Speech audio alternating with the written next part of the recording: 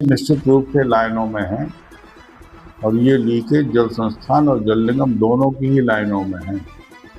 दोनों लोगों को बार बार जब भी कहीं से कंप्लेन आती है तो उनके अधिकारियों को, उनसे संबंधित जेईओ को हमारा दफ्तर बात करता है कि लीकेज तत्काल ठीक किए जाएं।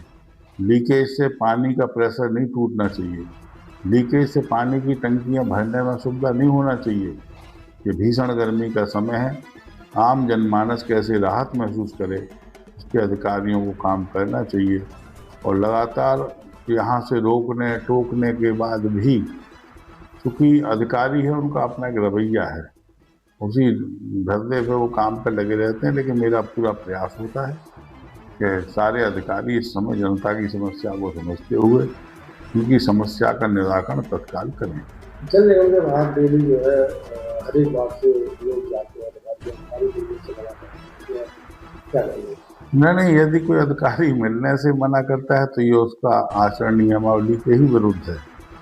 आम जनमानस ने ही उसे वहाँ बिठाना है, आम जनता के पैसे से ही वो अधिकारी को सैलरी मिलती है।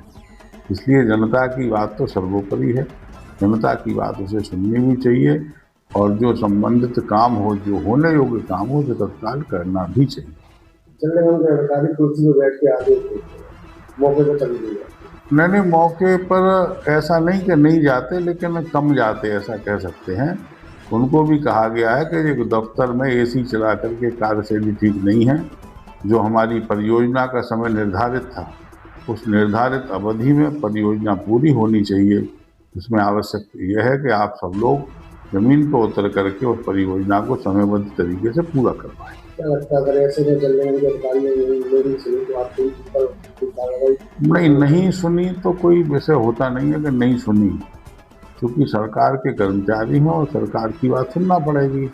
तो नहीं सुनी कोई विषय नहीं है, लेकिन अनसुनी नहीं करना चाहिए। तो या और कामों में व्यस्त हो गए, ऐसे प्रायोरिटी तो होती है ना, तो प्राथमिकताएं रोज बदलती रहती हैं लोगों की कि अभी और कोई विशेष काम आ गया तो व्यक्ति वहाँ चला गया, बैठक आ गई सरकारी, व्यक्ति वहाँ चला गया। लेकिन इन सबके बावजूद भी अधिकारी को प्राथमिकता के कार्यों पर रुचि के साथ पूरा करना चाहिए। कई बार ऐसे पाइपलाइन के गड्ढे होते हैं,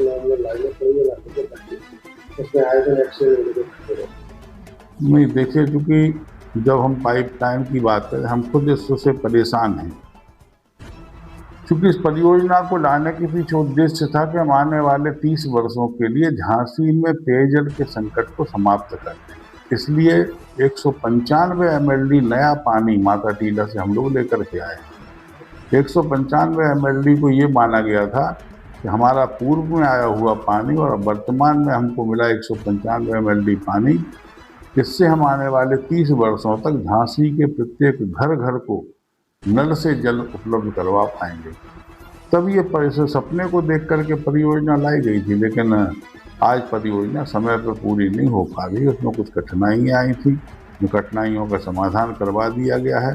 परियोजना बड़ी तेज़ी के साथ पूरी हो और लोगों को इसका लाभ संपूर्ण रूप से मिलना शुरू हो जाए, इसको हम लोग लगातार मॉनिटर भी करते हैं, अधिकारियों से बातचीत भी करते हैं, निरीक्षण भी करते हैं। अभी हमने कल ही पूछा था कि माता टीला पर इंटेक वेल की क्या पोजीशन है। इंटेक वेल पर रखे जाने वाले जो यांत्रिक इंस्ट्रूमेंट है, उनकी क्या पोजीशन है। तो निश्चित रूप से वो वहाँ पर भी काम में लगे हुए हैं। जिस दिन वो इंटेक वेल बन करके पूरा हो जाएगा तो हम फुल स्विंग में 195 MLD झांसी को पानी मिलना शुरू हो जाएगा।